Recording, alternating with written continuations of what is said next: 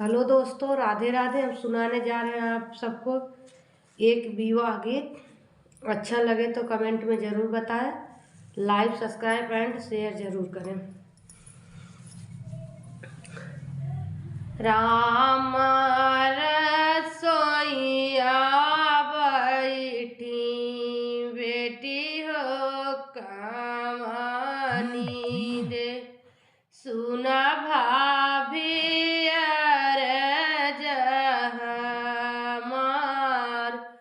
सुना भाभी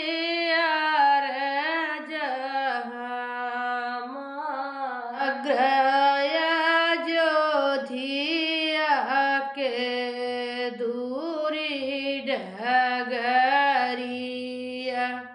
भैया भेजू छठी मात नग्रय जोधिया के दूरी डगरिया,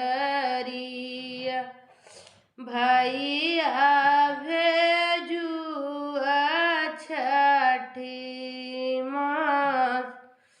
इतनी वचन सुनी भौजियो कमानी दे, नयन ललित होई जाय, नयन ललित होई जाय। समन भादउआ के ओझल नदी, नहीं जइहे स्वामी जी हमार, नहीं जइहे स्वामी जी हमार।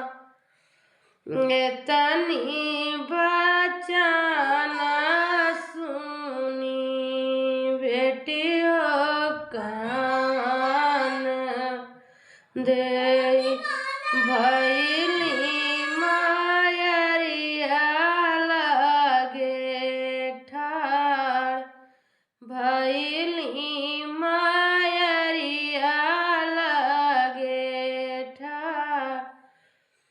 भाऊजी तो मोरी माई भैया, भाऊजी तो मोरी माई भैया अपनाई